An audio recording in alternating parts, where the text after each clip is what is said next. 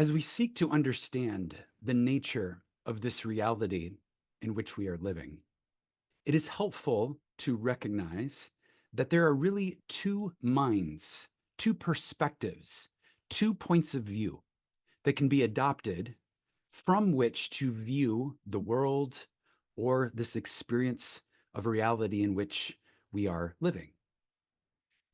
The ancient storytellers, the wise ancient mystics, communicated these as being really two perspectives. And they considered one to be the limited three-dimensional focus, the focus of the human mind, the focus of the mind that is living within the bounds of time, the focus of the mind that is aware of the five senses, that measures or registers reality in a sensory manner. It's one way of looking at the world, one way of measuring or evaluating our experience of reality. And the second way is through what the ancients called the Christ mind, the higher mind, the spiritual mind. And in the way that we're going to review it in today's mystery school lesson, we're going to refer to this as thinking fourth dimensionally. Now, in the 3D perspective, we are limited really by this idea of time. We have this idea of there being a past, which is receding into memory, and a future that perhaps is coming next after this present moment. But to the fourth dimensional mind, to the spiritual mind, to the mind of Christ, there is no past per se. There really is no future per se. Everything that exists exists in the present. It exists in the here and now. And it is accessible simply through an expansion of awareness from that limited 3D mind to a higher fourth dimensional perspective. Now, these ancient storytellers, as well as mystics throughout the ages, have taught us that we as human beings have the ability to develop this realm of thinking that we would consider fourth dimensional thinking. We develop this realm of thinking really by learning to expand our awareness. It is a frequency, it is a vibration, it is a level or realm of awareness in which we begin to transcend beyond the world that is registered by our five senses, transcend beyond the illusion of time, and begin to tune into a greater perspective, a higher mind perspective, where we transcend the horizons that seem to be limitations upon our individual potential and begin to tap into a greater realm where truly all things are possible. Now, we believe here at Sunday Mystery School that the utility of any spiritual practice is found in how it meaningfully enhances our quality of life. These are not ideas that we entertain simply because they are entertaining. Rather, they are ideas that we entertain because we understand that there is actual meaningful expansion. There is life and more abundant life to be found in the assimilation and the implementation, the activation of these ideas within our own lives. Now, many of us have a habit of living in the 3D mind. This is something that comes very natural. We have a 3D body, we have senses that help us register a 3D environment, and it's very normal and very natural to have a habit of living within the 3D mind. And so when we become aware that there is this higher dimensional perspective that we can tune into, we can ask, well, how do I do that? How do I become aware of more, or what is beyond what I can register with my five senses? And mystics throughout the ages have taught us over and over again that perhaps the best way to become aware of that which is beyond what is measurable by the five senses is to limit the input of the five senses and allow our awareness to expand beyond them. That practice, what I'm describing right there, is perhaps a practice that could be described as meditation. But there's actually a very specific type of meditation that these ancient mystics taught us about as a way of really transcending the limitations of these 3D characters that we're playing in the game of life and tapping into that greater realm so that we understand the whole that we are living in. And that specific meditative practice, Neville Goddard referred to as state akin to sleep. He taught us this practice, and this didn't just come from him. This is actually something that the mystics have taught for countless generations. He taught us this idea of really going within, closing the door to the senses. So this is the idea of closing your eyes in a private place where you'll not be disturbed, limiting the input from what you can hear, what you can see. You're closing your eyes, right? You're ceasing to delegate or allocate your attention to the 3D world. And instead, you are redelegating, reallocating those energetic resources in your physical system, your energetic system. You're reallocating, rebudgeting those resources that would normally be applied to what you can see or smell or taste or touch or interact with in the 3D world. You are redirecting that energy inward.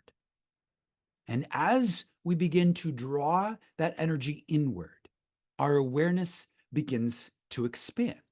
And we start to become aware of this fourth dimensional realm of thinking. So perhaps the best way, speaking of the utility of a spiritual practice being to enhance our quality of life, perhaps the best way to enhance our quality of life through this practice is to make it a regular, habitual practice, to invest time, ideally every day, to go into the silence, to ask from a very deep level of our being, who and what am I beyond what my senses register? What am I in my fullest sense when I am not focused only on the 3D, when I'm not focused only on being what appears to be me? What am I when I am all that I am? Welcome to Sunday Mystery School. Today we are continuing with Neville Goddard's original Masterclass, taught in 1948, and we are on Lesson 3, titled Thinking Fourth Dimensionally. There's a very rich and full text to get to in today's lesson, but we're going to take this opportunity, as we always do. This is part of our habit here at Sunday Mystery School. We're going to take this opportunity to speak a blessing over everyone who is gathered here in this moment, for everyone on the live stream, everyone watching the recording, and from a place of gratitude and appreciation and really a sense of oneness. We're speaking this blessing over all sentient beings. So I invite you to join me now. We're going to speak the blessing, and then we'll get into the lesson.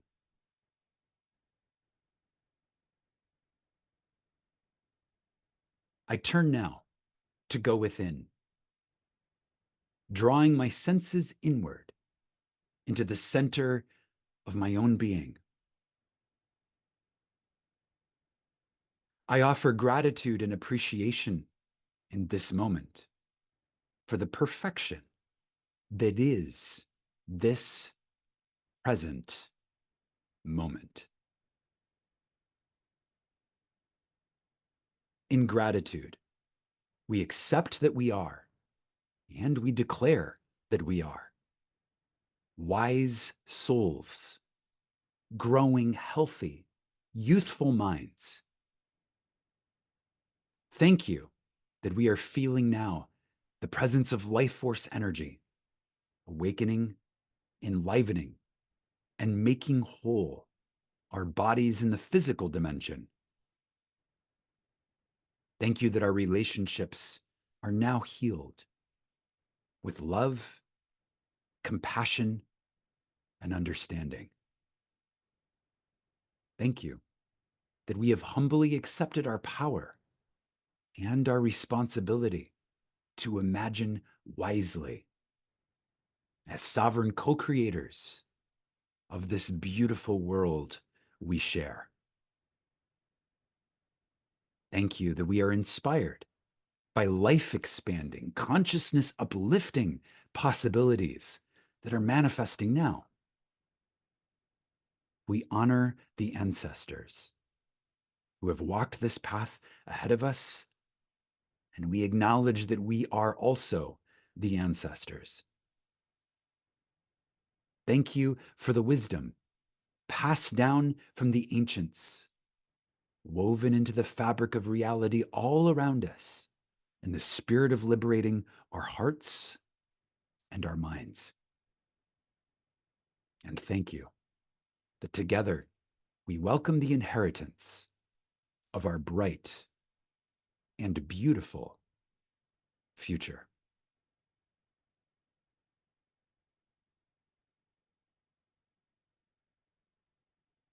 And so it is.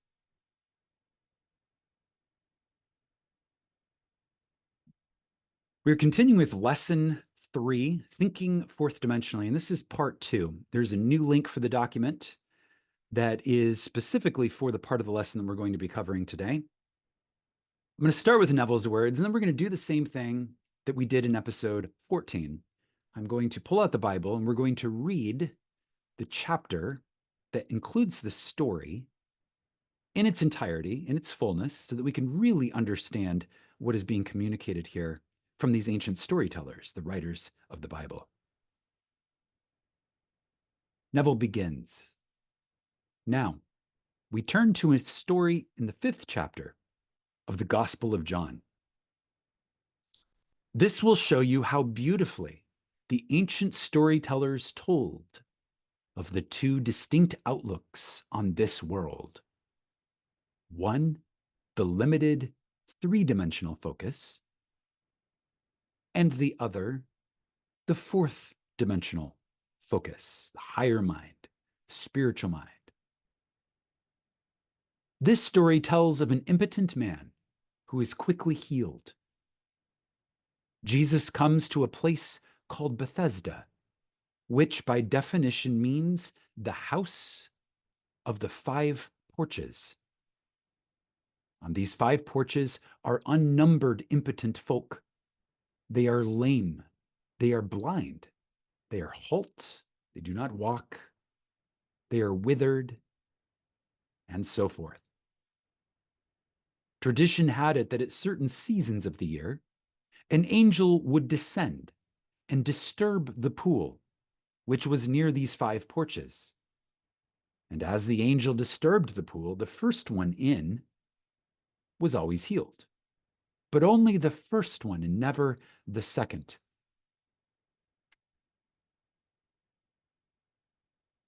Let's go ahead and read this story from the 5th chapter of John.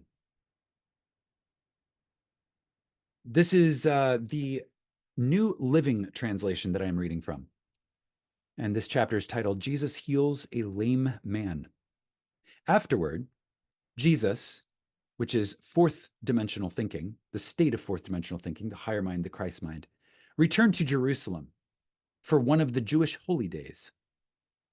Inside the city, near the sheep gate, was the pool of Bethesda, with 5 covered porches. Crowds of sick people, blind, lame, paralyzed, lay there on porches. One of the men lying there had been sick for 38 years. When Jesus saw him and knew how long he had been ill, he asked him, "Would you like to get well?" "I cannot, sir," the sick man said, "for I have no one to help me into the pool when the water is stirred up. While I am trying to get there, someone else always gets in ahead of me." Jesus told him, "Stand up, pick up your sleeping mat, and walk."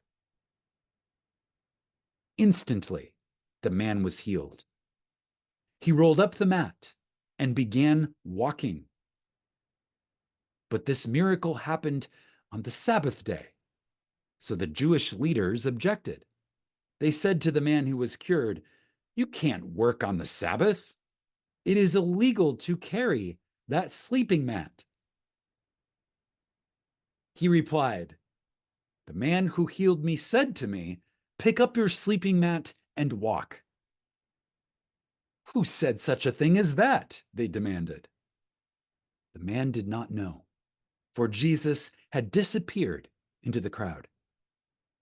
But afterward, Jesus found him in the temple and told him, "Now you are well, so stop sinning, or something worse may happen to you." Then the man went to find the Jewish leaders and told them it was Jesus who had healed him. Okay. I'm smiling as I read this story because it's really coming alive, right? 15 episodes of Sunday Mystery School. We've been going deep into this higher dimensional transmission that is woven by these ancient storytellers into this mystic text, this metaphysical text that is commonly referred to as the Bible. And we understand that there is a compression that is taking place, meaning that there are multidimensional ideas in the living Word of God that are compressed into these stories, into these sentences, into these ideas with these people, these places, these things, what they're carrying. He was carrying his sleeping mat, right? Where is he? He's at the House of Five Porches, right? So it's like all of these little inclusions in the story are compression, right? So it's like the way that it is portrayed is very succinct. It's very compressed. But when you read it from the fourth dimensional mind, when you read it from that expanded level of awareness, the story comes alive and you realize that it is a drama that is taking place within your own awareness. So as I'm reading this story, I'm recognizing that this is a drama taking place within my own awareness. And I understand that this body that I have is the house of five porches. 5 porches. I have 5 openings through which I can perceive my reality. Those 5 doors of the senses. Okay, the 5 common human senses, the 5 porches. Okay, so it's like the files begin to be decompressed. They begin to expand. We open up that zip file and we start to comprehend that this is a drama of the experience that we are having that is this negotiation in any moment between the 3D limited thinking perspective of the human and the fourth dimensional expanded perspective of the spiritual mind. I'm going to return now to Neville's words. Neville continues. He says, Jesus, seeing a man who was lame from his mother's womb, said to him, "Wilt thou be made whole? Do you want to be healed?" And the impotent man answered him, saying, "Sir, I have no one when the water is troubled, when this pool is stirred by the angel. I don't have anyone to put me into the pool. While I'm trying to get in, someone else jumps in before me." And Jesus heard enough. Fourth dimensional thinking says, "Rise, take up thy bed. Stop sleeping in your limitation. Take up thy bed and walk." And immediately the man was made whole. He took up his bed and he walked. And that was the Sabbath. That happened on the Sabbath. Neville says, you read this story and you think that some strange man who possessed miraculous powers suddenly said to a lame man, "Rise and walk." I cannot repeat too often that this story, even when it introduces numberless personifications or individualities, it truly takes place within the mind of the individual man. It takes place within my mind. It takes place within your mind. It takes place within each of our individual minds. The pool is our consciousness. The angel that stirs the pool is an idea. An angel is a messenger of God. Consciousness is God. So an idea that arises in consciousness is the angel stirring or disturbing the pool that is our consciousness. Neville says, when you have an idea, you are entertaining an angel. The moment you are conscious of a desire, your pool has been disturbed. Let's think about that for a moment. You're dwelling in your 3D awareness and you just see that the world simply is the way that your consciousness, specifically your five senses is registering the world. And then everything is fine. Everything is smooth. The lake of your consciousness is placid, right? You're simply aware of what is. And then here along, out of the seeming ethers, comes this idea of something could be different. Something could be perhaps expanded upon or perhaps improved upon, right? This evolutionary energy that seems to drive the development of the universe forward comes along and says, okay, we see that things are this way, but what if they could be this other way? That's the idea. And the idea creates ripples on this placid lake of our consciousness, and the pool is disturbed. And suddenly we have this idea. We are disturbed by an idea. We are disturbed from our just simple acceptance of what is by an idea of what could be. And this is creation in motion. Desire disturbs the mind of man. And to want something is to be disturbed from the placid acceptance of what is. The very moment you have an ambition or a clearly defined objective, something that you desire, something that could be, that you become aware of it as a possibility, the pool of your consciousness has been disturbed by an idea or a messenger of God or an angel, which is your desire. Okay, so they desire, the word desire, day of sire, the Father. Okay, so if the Father is our consciousness, then something that comes from our consciousness out of the Father, that's a desire. You are told that the first one into the disturbed pool is always healed. The first one, okay? Never the second or the third, always the first one into the pool that is disturbed by the angel or by the idea of what could be is healed or made whole. My closest companions in this world, Neville says, my wife, my little girl, are to me, when I address them, second. When I speak to my wife, I must say, you are.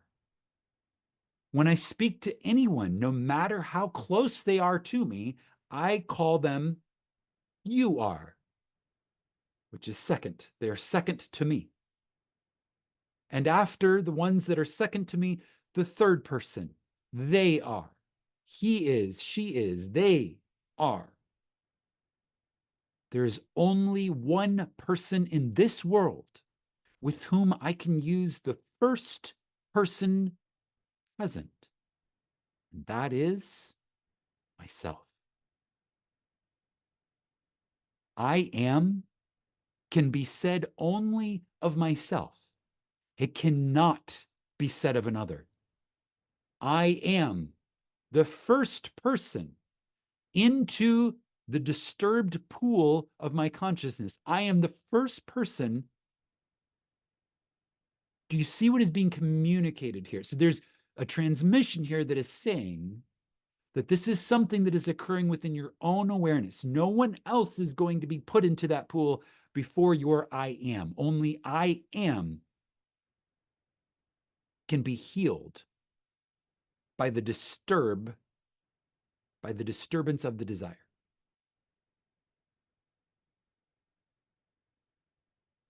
Therefore, Neville says, when I am conscious of some desire that I want to be, some possibility, some ambition, a desire, something that I would like to be, but it seems like when I'm registering my awareness from the level of the five senses, those five porches through which I can view the pool of my consciousness, seems like I'm not, but I want to be.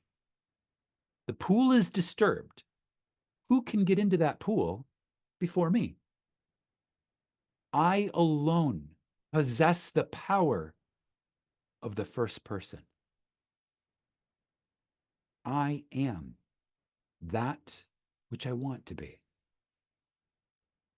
Except that I believe that I am what I want to be, I remain as I formerly was, and I die in that limitation.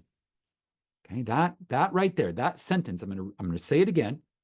Except that I believe I am what I want to be, I remain as I formerly was, and I die in that limitation. Okay, that's the story of this lame man.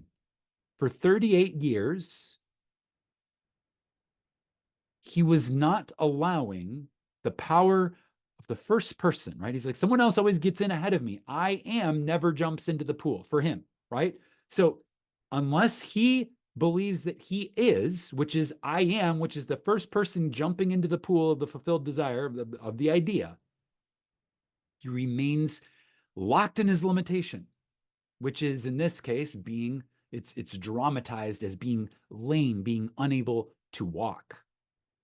And he dies in that limitation. In this story, Neville says, you need no man to put you into the pool, as your consciousness is disturbed by the idea. All you need to do is assume that you are already that which formerly you wanted to be. And you are in it. You have jumped in the pool, and no man can get in before you. What man can get in before you when you become conscious of being that which you want to be? No one can be before you when you alone possess the power to say, I am. These are the two outlooks, Neville says. You are now what your senses would deny. Are you bold enough to assume that you are already that which you want to be? If you dare to assume that you are already what you want to be, even though your reason, your logic, your lower 3D mind that is perceiving what we can see, taste, touch, register with our senses, even when all of that is saying you're not that yet, can we dare, right? So there's a daring, there's a boldness to this. Can we dare to assume that we are? And when we do, we have jumped in the pool unaided by another. And we too will rise, take up our sleeping mat, because we're not dozing anymore. Now we're fully lucidly awake. We know who we are. We take up our sleeping mat and we walk forward. We walk, meaning we are animated, walking as though we were, which is thinking from the state of being, that which we desire to be. Neville continues. He says, you are told it happened on the Sabbath. The Sabbath is really only the mystical sense of stillness. The mystical sense of stillness. When you are unconcerned, when you are not anxious, when you are not looking for results, when you know that the signs follow, they do not precede. That is the Sabbath. That is the sense of stillness. So when we are in that state of stillness and resting in the knowing that we are, that is when the healing the making whole, the desire becomes real. It's on the Sabbath. Sabbath is the day of stillness, Neville says, wherein there is no working. When you are not working to make it so, you are on the Sabbath. When you are not at all concerned about the opinion of others, when you walk as though you were, you cannot raise one finger to make it so, you are in the Sabbath. I cannot be concerned as to how it will be and still say that I am conscious of being it. I'm going to say that again. I cannot be concerned about the how and also be in the awareness that I am. I'm going to get to Neville's Barbados story. He tells it again in this lesson a little bit later. But I'm always, whenever this concept arises, I think of this. It's Abdullah saying, Neville, how can you speak of how you're going to get to Barbados when you're already in Barbados? It makes no sense. You can't ask, how am I going to get there? And also be already there. Okay, that's like, there's a big gap there. So either you're there or you're not there, right? So choose to be there and surrender the how. If I am conscious of being free, of being secure, of being healthy, wealthy, and happy, I sustain these states of consciousness. I sustain them without effort, without labor. It's in a place of stillness because it's simply an awareness. It's a consciousness. It's a level of consciousness. Therefore, I am in or dwelling in or living in the Sabbath. And because it was the Sabbath, this mystical sense of stillness, he rose and he walked, meaning this story would not have been dramatized as taking place at any other time. Because the rest of the week, in a metaphysical sense, is working towards being something that we don't believe that we are, perhaps.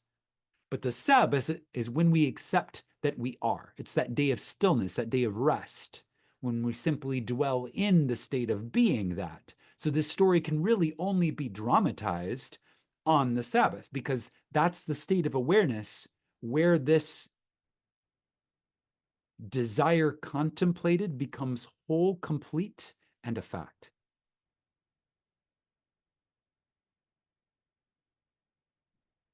Continuing with this lesson, we're going to dive into the next story. This is a story that comes from the Gospel of John, the 4th chapter. And it is one we've been told a lot. It's the story, the woman at the well. And I'm going to read it again from the New Living Translation. Jesus learned that the Pharisees had heard, Jesus is baptizing and making more disciples than John. Though Jesus himself did not baptize them, his disciplined states of mind did. Okay, so Jesus is fourth dimensional thinking, and Jesus cultivates disciplined aspects of the mind, the 12 disciples. And so his disciples are disciplining more parts of life. That's what that's saying. So Jesus left Judea and he returned to Galilee. He had to go through Samaria on the way. Eventually, he came to the Samaritan village of Sychar, near the parcel of ground that Jacob gave to his son Joseph. All of these little details are metaphysical communications. Jacob's well was there, and Jesus, tired from the long walk, sat wearily beside the well about noontime. Soon, a Samaritan woman came to draw water, and Jesus said to her, "Please give me a drink." He was alone at the time because his disciples had gone into the village to buy some food. The woman was surprised, for Jews refused to have anything to do with Samaritans. She said to Jesus, "You are a Jew. I am a Samaritan woman.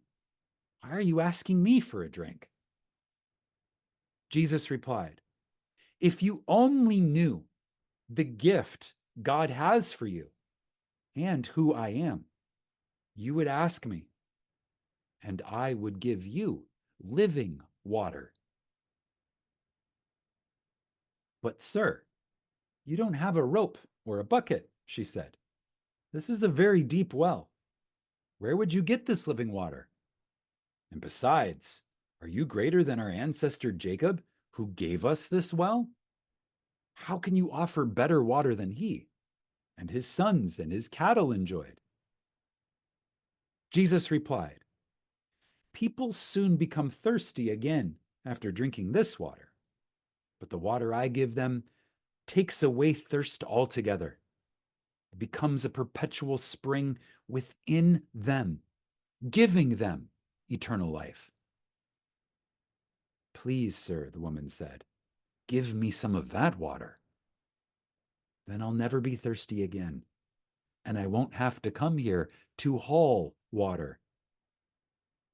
"Go and get your husband," Jesus told her. "I don't have a husband," the woman replied. And Jesus said, "You're right. You don't have a husband, for you have had 5 husbands." There's that number again, 5 porches, 5 husbands, and you aren't even married to the man you are living with now. "Sir," the woman said, "you must be a prophet. So tell me, why is it that you Jews insist that Jerusalem is the only place of worship, while we Samaritans claim it is here, at Mount Gerizim, where our ancestors worshipped?" Jesus replied, "Believe me, the time is coming when it will no longer matter where you worship the Father, whether it be here or in Jerusalem. You Samaritans know so little about the one you worship. We Jews know all about him, for salvation comes through the Jews. But the time is coming, and is already here, when true worshipers will worship the Father in spirit and in truth. The Father is looking for anyone who will worship him that way. For God is spirit, so those who worship him must worship in spirit and in truth." The woman said, "I know the Messiah will come, the one who is called Christ, and when he comes, he will explain everything to us." And then Jesus told her, "I am the Messiah." Just then his disciples arrived. They were astonished to find him talking to a woman, but none of them asked him why he was doing it or what they had been discussing. The woman left her water jar beside the well and went back into the village and told everyone, "Come and meet a man who told me everything I ever did. Can this be the Messiah?" So the people came streaming from the village to see him. Meanwhile, the disciples were urging fourth dimensional mind, Jesus, the higher mind, to eat. "No," he said, "I have food you do not know about." "Who brought it to him?" the disciples asked each other. Then Jesus explained, "The nourishment of the fourth dimensional mind comes from doing the will of the Father, God, who sent me, and from finishing his work. Do you think the work of harvesting will not begin until the summer ends 4 months from now? Look around you. Vast fields are ripening all around us and are ready now for the harvest. The harvesters are paid good wages, and the fruit they harvest is people brought to eternal life. What joy awaits both the planter and the harvester alike. You know the saying, one person plants and someone else harvests. And it's true. I sent you to harvest where you did not plant. Others had already done the work, and you will gather the harvest." Turning now to Neville's words to interpret this passage. The woman, hold on, let's see. I'm getting to the part where he's explaining. Okay, here we go. Here is a focus, meaning the fourth dimensional focus, the higher mind, the spiritual mind, that takes in the entire past and tells this woman now concerning the future. So the woman is in the 3D perspective, right? She has 5 husbands, the 5 senses. That's how we know that the ancient storytellers are telling us this is a dramatization of a part of us that seems to be locked in to limitation of the 5 senses. And this part of us meets the 4th dimensional part of us, which is Jesus, the Christ mind, that which can perceive beyond the past, future, limitations of that, sees it all as one present whole. This higher dimensional mind sees things that people typically wait for, saying, oh, the harvest is coming. We have to wait or work towards these things. This higher dimensional mind sees those things from a dimensionally greater perspective as existing here and now. They're real and complete now. As the saying goes, creation is finished. Okay, so whatever we're desiring that we see as displaced in time, the Christ mind, the higher dimensional mind, the 4th dimensional mind, sees as being present now. Neville says, let's go back to that first part of the story. The woman of Samaria is the 3D you. And Jesus at the well is the 4D you, the 4th dimensional you.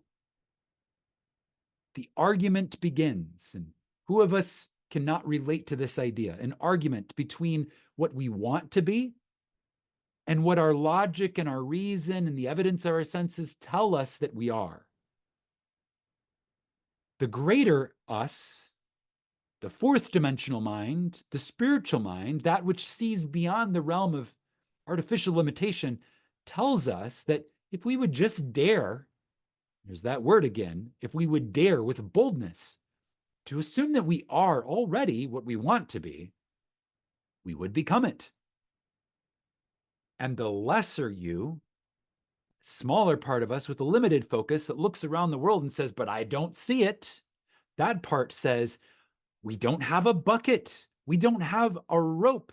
The well is deep. There's a lot of work. There's a lot of effort. It seems far away.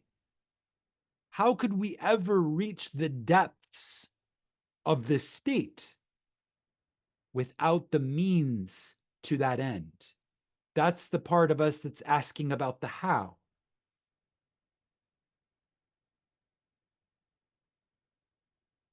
And you answer and you say, if you only knew who asks of you to drink, you would ask of him. If we only knew that this desire is originating in the mind of God,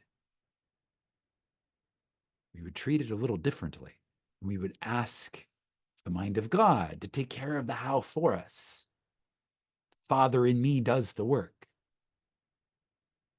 If you only knew what it is within yourself that is urging upon you the embodiment of the state you now seek, you would suspend your limited sight, your 3D thinking, you would suspend it, and you would allow that 4th dimensional focus that sees all things from a higher perspective to do the work for you. Then Jesus, this higher dimensional focus, the spiritual mind, tells you that you have 5 husbands, and you deny it. But he knows far better than you that your 5 senses impregnate you morning, noon, and night with their limitations. Our awareness, our consciousness, that field of unlimited possibility is impregnated by the limitations of our 5 senses, morning, noon, and night. This is just part of being human. They tell you what children you will bear tonight, tomorrow, and the days to come. Your 5 senses act like 5 husbands who constantly impregnate your consciousness, which is the great womb of God. And morning, noon, and night, they suggest to you and dictate to you that which you must accept as true. Because if you can see it, If you can taste it, touch it, smell it, hear it, then it must be true, right? But that is just by definition, no judgment. It just simply is a limitation because we know that there's so much more that is available to us. So we're accepting the limitation of the five senses when we're in that 3D mind, which is being impregnated by our five husbands. We're allowing our consciousness, which is capable of giving life and likeness to anything that we believe that we are, to be impregnated by the limitations of what we currently see as already being around us. Perpetuation of the limitation. He tells us that the one we would like to have for our husband is not our husband. In other words, that sixth, the one that goes beyond the five senses, that sixth, that idea, has not yet impregnated our awareness. What we would like to be is denied by the five, and they hold the power. They dictate what we will accept as true.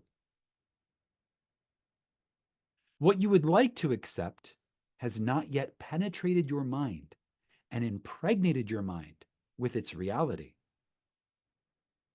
This is what is meant when the verse says, "He whom you call husband is not really your husband," meaning you are not bearing his likeness. To bear his likeness is proof that you are his wife. Meaning that our consciousness is capable of giving life to anything. Anything that we believe that we are, we will experience, we will outpicture, right? All that we behold, though it appears to be without, it is within. It is the state made alive, made visible, to be registered by our five senses. So that which we would like to be, that sixth, is the possibility that transcends limitations of what already has been, because we can already see it. If we can already perceive it with our five senses, that means that it's old. It already has been. So there's this new idea that comes along, and we have to allow our consciousness to give likeness and form and birth to this new idea.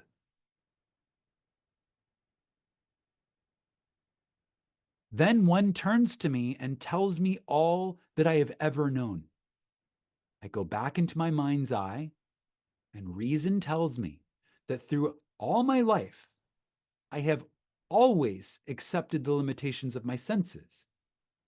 We spoke at the beginning of this session about the habitualness of living in the 3D and how we must assume the habit of regularly closing the door of the senses and allowing our awareness to expand to the higher dimensional mind.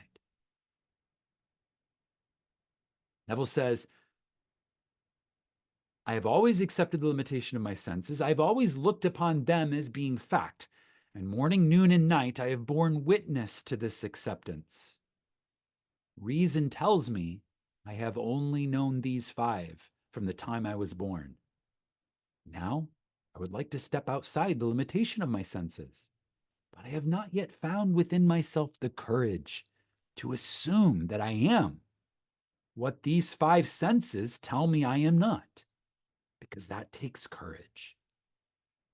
So here I remain, conscious of my task. I know what I must do, but without the courage to step beyond the limitations of my senses, that which my reason denies. He tells these, I have food you know not of. I am the bread that droppeth down from heaven. I am the wine. I know, this is the interpretation of that statement. I know what I want to be. And because I am that bread, I am that.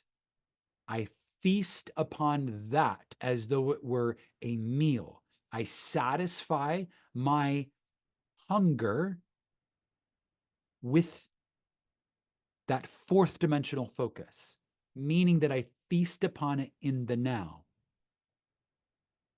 I assume that I am, and instead of feasting upon that which my five senses can register, I begin to feast upon that which I desire to be. And gradually, I Say you are what you eat. So are you going to eat the food of the five senses? Or are you going to, if disturbed, your pool is disturbed by a desire, are you going to begin to feast on the food from above, food from the higher mind, food from the awareness of being that which you desire to be?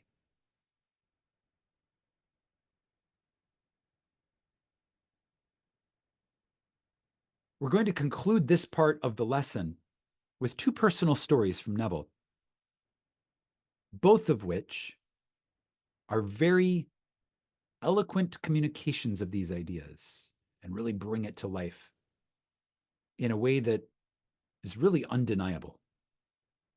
Neville starts by saying, when I was a boy, I lived in a very limited environment. I grew up on a little island called Barbados. Feed for our animals was very scarce, very expensive, because it was an island. We had to import feed for our animals. I am one of a family of 10 children, and my grandmother lived with us, making 13 mouths to feed at the table.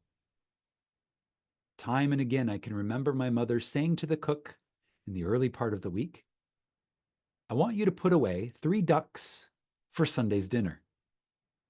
This meant that the cook would take from the flock in the yard 3 ducks and coop them up in a very small cage and feed them, stuff them morning, noon, and night with corn and all the things that she wanted the ducks to feast upon. This was an entirely different diet from what we regularly fed the ducks, because we kept those birds alive by feeding them fish. We kept them alive and fat on fish because fish were very cheap and very plentiful. But you could not eat a bird that fed upon fish. Not the way that you and I like to eat a bird. The cook would take 3 ducks and put them in a cage for 7 days and stuff them with corn and sour milk to make the birds taste rich and delicious because of what they had been eating for the last 7 days. Then, when they were killed and served for dinner 7 days later, they were luscious, milk-fed, corn-fed birds. They were delicious. But occasionally, the cook forgot to put away the birds. And my father, knowing that we were having duck and believing that she had carried out the command, did not send anything else for dinner. And 3 fish came to the table. You could not touch those birds, for they were so much the embodiment of what they fed upon. Meaning that you can't eat a duck that has only been eating fish. It's not a tasty meal. But you feed that duck what you want to taste within the meat of the duck, and it becomes very delicious. Okay, so this is a dramatization of the idea that what you feast upon, you become. Man is a psychological being. We are thinkers. It is not what we feed upon physically, but what we feed upon mentally that we become. We become the embodiment of that which we mentally feast upon. Now, those ducks could not be fed corn in the morning and then fish in the afternoon and then something else at night. It had to be a complete change of diet. Translating that to the metaphysical communication that is taking place in this story, Neville is saying we cannot have a little bit of meditation in the morning and then curse at the world at noon and then do something else in the evening. We have to go on a mental diet. For an entire week, we must completely change our mental food.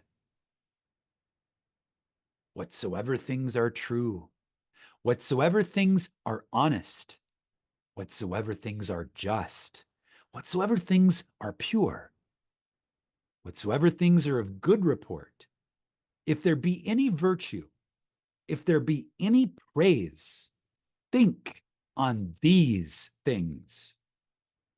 Philippians 4:8. As a man thinketh in his heart, so is he. As a man feasteth upon in his imagination, so is he. If I could now single out the kind of mental food I want to express within my world and feast upon it, I would become it. Let me tell you why I am doing what I am doing today. It was back in 1933 in the city of New York. My old friend Abdullah, with whom I studied Hebrew for 5 years, was really the beginning of the eating of all of my superstitions. When I went to him, I was filled with superstitions. I could not eat meat. I could not eat fish. I could not eat chicken. I could not eat any of these things that were living in the world. I did not drink. I did not smoke. And I was making a tremendous effort to live a celibate life. Abdullah said to me, I'm not going to tell you that you're crazy, Neville, but you are, you know. All these things are stupid. But I could not believe that they were stupid. In November of 1933, I bade goodbye to my parents in the city of New York as they sailed for Barbados. I had been in this country 12 years with no desire to see Barbados. I was not successful, and I was ashamed to go home to successful members of my family. After 12 years in America, I was a failure in my own eyes. I was in the theater, and I made money 1 year and spent it the next month. I was not what I would call, by their standards nor mine, a successful person. Mind you, when I said goodbye to my parents in November, I had no desire to go to Barbados. The ship pulled out, and as I came up the street, something possessed me with a desire to go to Barbados. It was the year 1933. I was unemployed, had no place to go except a little room on 75th Street. I went straight to my old friend Abdullah, and I said to him, Hub, the strangest feeling is possessing me. For the first time in 12 years, I want to go to Barbados. If you want to go, Neville, you have gone, Abdullah replied. That was very strange language to me. I am in New York City. I'm on 72nd Street, and Abdullah tells me that I have gone to Barbados. And I said to him, What do you mean I have gone, Abdullah? He said, Do you really want to go? This is like Jesus asking the lame man laying on one of the porches, the 5 covered pools, do you really want to be healed? Abdullah is in that state of the fourth mind, fourth dimensional focus, the spiritual mind, the mind of Christ, asking Neville, do you really want to be healed? Do you really want your desire to be made a fact? And Neville says, yes. And then he said to me, as you walk through this door now, you are not walking on 72nd Street. You are now walking the palm-lined streets, coconut-lined streets. This is Barbados. Do not ask me how you are going. You are in Barbados. You cannot ask about how when you are already there. You cannot ask, how will I get there, and also already be there. You are there. Now you walk as though you were there. Again, the man, the sleeping mat, Jesus asks him, right? 5 pools, 5 senses. I'm in New York and I have this desire, but every time the pool of my imagination is stirred by my desire, someone else gets in ahead of me, meaning I am is not occupying the state. And this is what Abdullah, in this case, the Christ mind, playing that part of the supernatural Spiritual mind says, do you really want to be healed? Yes. Then take up your mat and walk as though you are. Walk as though you are in Barbados. Do not ask me how you are going to go. You are in Barbados. You are there now. Walk as though you were there. Walk as though you are here, and here is Barbados. Neville says, I went out of his place in a daze. I'm in Barbados. I have no money. I have no job. I'm not even well clothed. And yet I am in Barbados. So he accepts it. He takes up that mat and walks. And it happened on the Sabbath, right? Meaning he accepted the desire as being a fact. He took the counsel from Abdullah in that place of the fourth dimensional mind. And he said, yes, okay. I don't really see how. And it's kind of weird that my five senses, are telling me that I don't have money and I'm not well dressed. And it's really not, ideal, but yet I'm willing to accept that fourth dimensional focus that's telling me I already am and rest in the stillness of it, meaning the Sabbath, okay? Neville says, Abdullah was not the kind of person that you could argue with, just like you can't really argue with Jesus, although the woman at the well tried to, right? She tried to, but he was like, look, I know everything you've ever been, and you've always been focused on these five senses, but I have this sixth thing, right? I have this higher dimensional purpose, and I can teach you, I can show you that you are.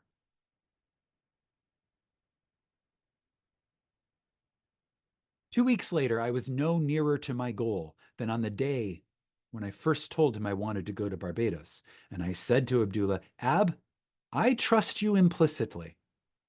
Fourth dimensional mind, mind of Christ, spiritual mind. I trust you implicitly.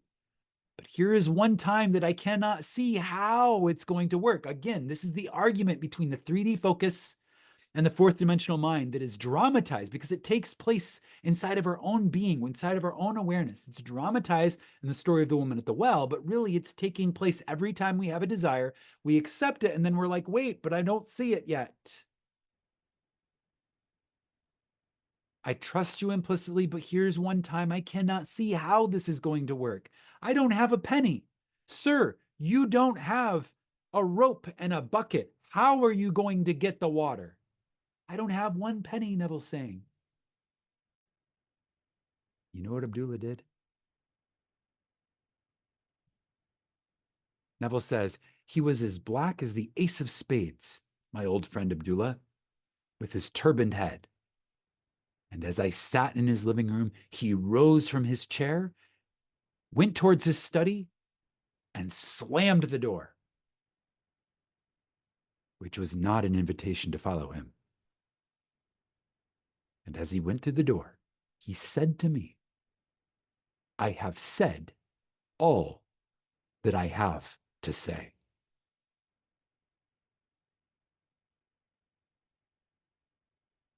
On the 3rd of December, I stood before Abdullah, the 3D mind standing in the presence of the fourth dimensional mind. And I told a higher dimensional self once again, look, I'm no nearer my trip. And the fourth dimensional mind of Christ, embodied in this story in the form of Abdullah, said to Neville, you are in Barbados. The very last ship sailing for Barbados that would take me there for the reason I wanted to go, which was to be there for Christmas, sailed at noon on December 6th, the old Narissa. On the morning of December 4th, having no job, no place to go, I slept late. When I got up, there was an airmail letter from Barbados under my door. As I opened up the letter, a little piece of paper flickered to the floor. I picked it up. It was a draft for $50, which, I might add, in 1933, is a lot of money.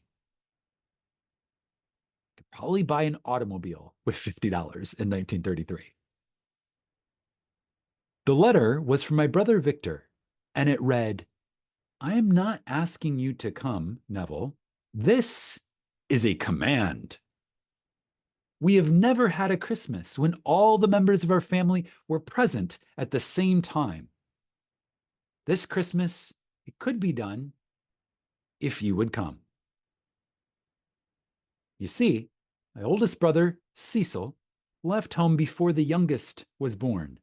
And then we started to move away from home at different times, so never in the history of the family were we ever all together at the same time. The letter continued, I know you are not working. There is no reason you cannot come.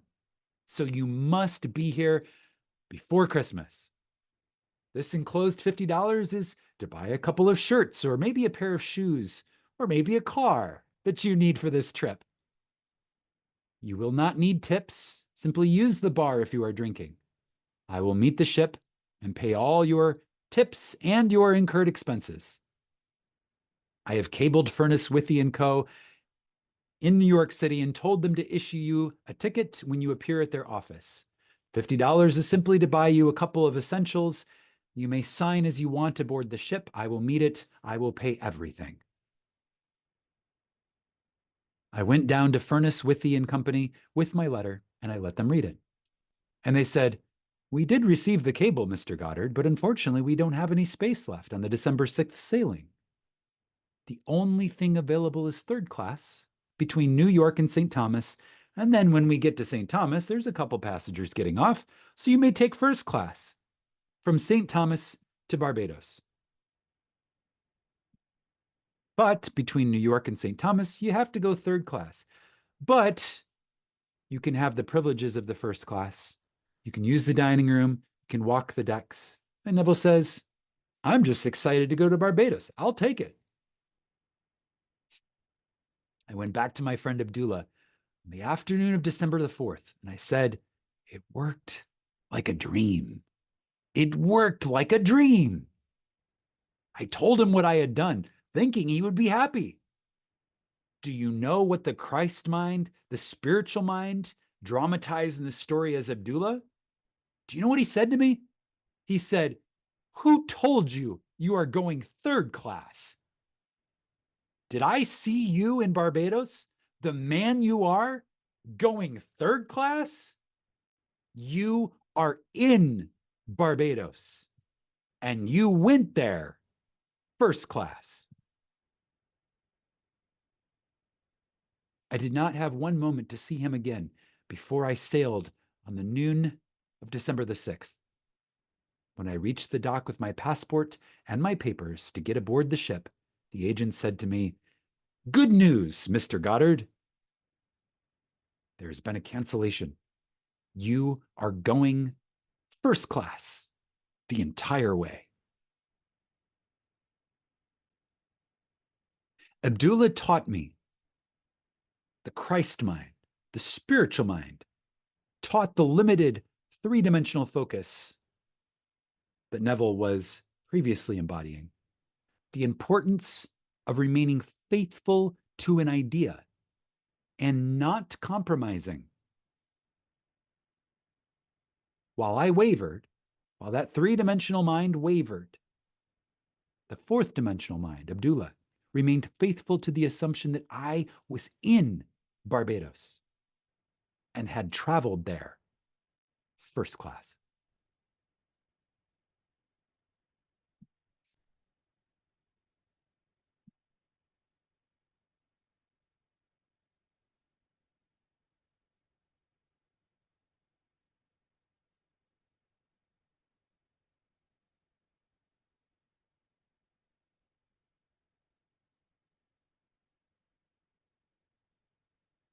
What I love about this lesson is that these personal stories told by Neville at the end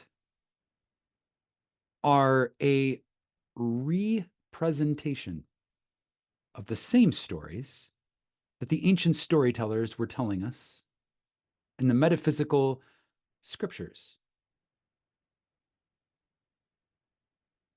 The elements of the drama are different. The ancient storytellers knew nothing about Barbados or about ships or about classes of travel, but they did know about the very basic things of, can I walk? Can I not walk?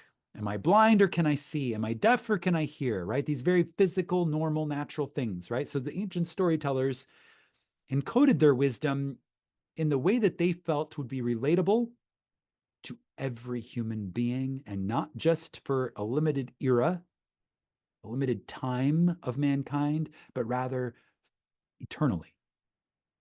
Whether we're living in the 2000 BC or 10,000 years in the future, these stories relatable.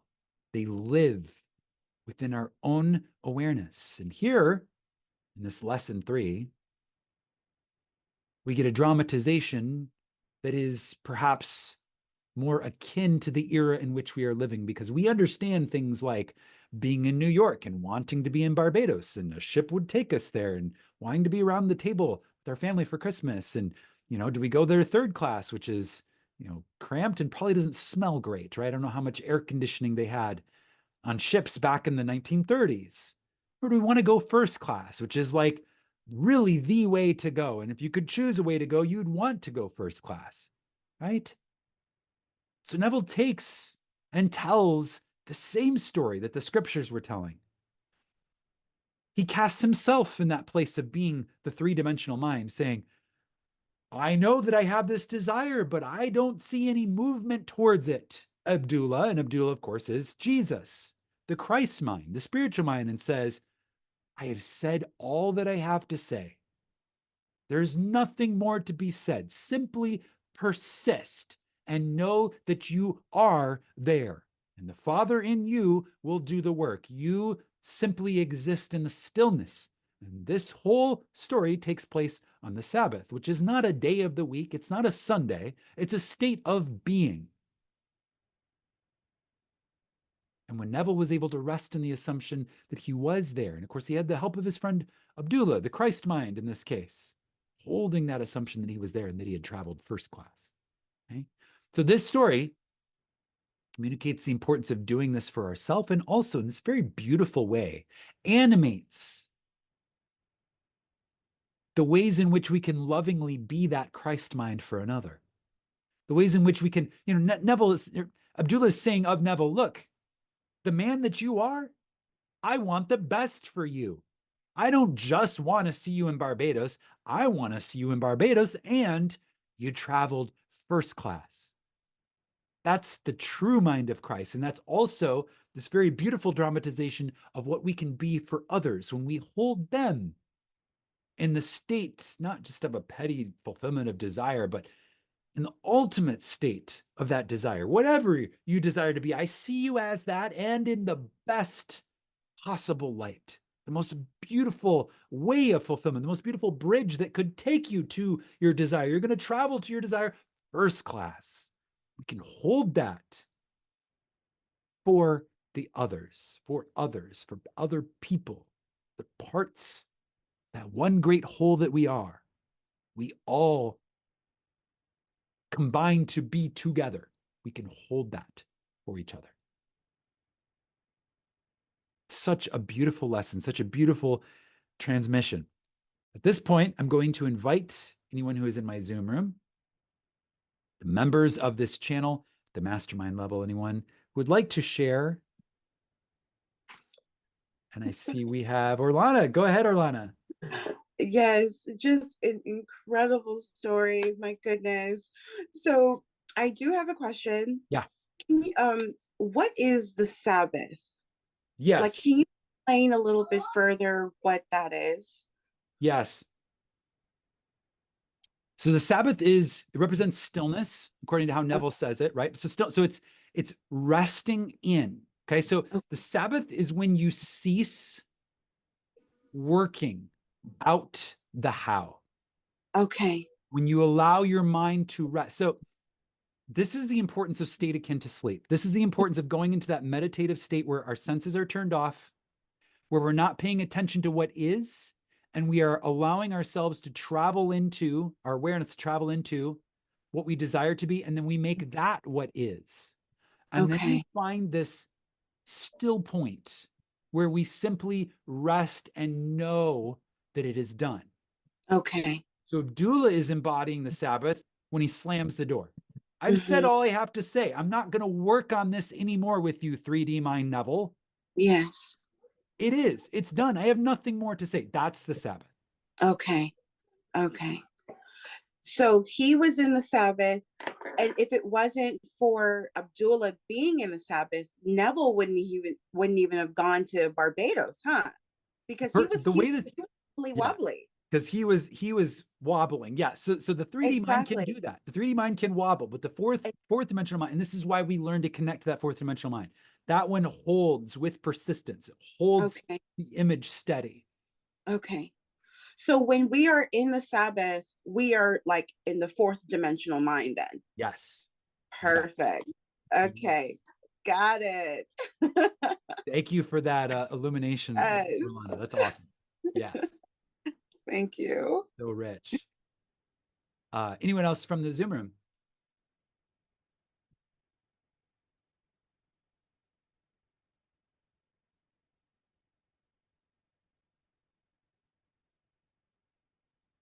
So if you've been attending Sunday Mystery School, you know that we have homework every week. I tell you, there's really only two things to do, right?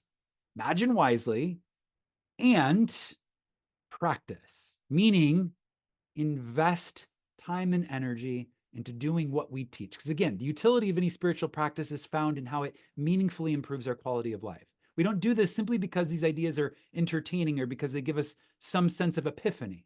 We do this because it helps us live life and life more abundantly. That's what the fourth mind came and told us. Jesus, embodied in the scriptures, he says, I have come to bring life and life more abundantly, right? So that's why we do this. So your homework every single week is to do exactly what we're being taught to do in these lessons, to invest that time and energy into closing down the door of the senses, learning to connect and expand our awareness of that fourth dimensional realm of thinking. And it's really what all of the stories of the Bible are telling us to do. It's dramatized in different ways, and there's little nuances of wisdom that are communicated, along the way to help us build an affiliation or a connection, a comfort with this higher dimensional mind. But really, it's just this one transmission. And I say it every week. This is the truth that sets us free. Because anything that we would feel imprisoned by is what is being registered by our three-dimensional five senses. Okay, so to feel imprisoned would be to look at something that we can perceive with our five senses and be like, oh, I'm limited by that. Okay, so the truth, which is this higher dimensional realm of thinking where all things are possible, when we connect to that mind, we are set free because we're able to rise above circumstances which appear to be limiting in some way. So this is the truth that sets us free. And these ancient storytellers wanted to make sure that they're the ancestors, right? So their progeny, like the people who would come after, who would follow in their footsteps, they wanted to make sure it's the most beautiful gift they could possibly give to future generations. I'm going to pass down the truth that will set you free, no matter where you find yourself in the universe. If you're feeling limited by what you can register with your five senses, this will remind you. It'll help you transcend beyond the artificial illusions that appear to be limiting you and help you perceive that which can set you free. It's a beautiful gift. Beautiful gift. And we're receiving it in these sessions. We're receiving. Yes, go ahead. So how can you stay in that fourth dimensional mind? Or is it possible? By feasting on the food, as he tells us, by feasting on the food. So he quoted Philippians 4:8. It's a mental diet, right? It's whatever is good, whatever is pure, what is lovely. We started this session in the Zoom room before going live. We were talking about having those eyes too pure to behold iniquity, seeing with the eyes of God, seeing perfection, and really feasting on that. So as that story about the ducks, you feed the ducks fish, not tasty ducks, right? Right. You feed them delicious things for a period of time, really tasty, succulent, delicious ducks, right? So Yeah. that's a dramatization of the wisdom of feeding our consciousness with food that aligns with that fourth dimensional perspective, that fourth dimensional state, that which is good, pure, lovely, which connotes possibility, as opposed Right. to that which is dead limitation. Okay. Cool.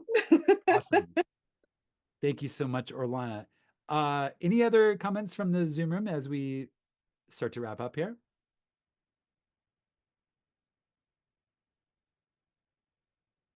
Okay. That was a nutritious meal today for our consciousness. Oh, we have Miss Andrea. Would you like to share something? I just want to say thank you. Sometimes I don't know where the connection comes in with these biblical stories and how they translate to the metaphysical. But then once they're revealed, they make so much sense. You know, I would have never connected the man lying on the riverbed for so long with how we have to relate to it metaphysically. Mhm. So when the stories come up, I'm just always amazed and always pleased, you know, to have it revealed that way. So Yes, thank you for doing it once again. Just wanted to my say pleasure. thanks. I love how they come alive when viewed through Yes. that lens, and even the little details, like he's got a mat with him. Like the ancient storytellers didn't have to include a mat, but they did. What is the mat? It's a sleeping mat, right? Because he's sleeping in his limitation, because he's not awake, right? He's not able to actually see his possibilities. Just, so it's like when we doze in our reality and we forget, right? We forget who we are. That's like having that sleeping mat. And so we're just laying on our mat in our limitation. And he says, no, rise, get up off of your, awaken, right? Come up off of your sleeping mat and walk as though you are what you desire to be. And that's the healing, right? So it's like, So deep. You had the power within all along, you know. yes, yes. And it's just, I love how it comes alive with revelation. It's beautiful. I do too. Okay. Thanks for bringing it. My pleasure. Thank you so much to all the Mastermind members for being with me in the Zoom room, and everybody watching on YouTube. I really appreciate you all being here for this. We will continue next week with episode 16, continuing with thinking fourth dimensionally, continue to hone this eternal life skill, as we like to describe it here. This is not something that will serve us only in this lifetime. This is really a way of being that is development of our soul at a very profound level. And until then, my friends, there's only two things to do: imagine wisely and practice being that which you desire to be.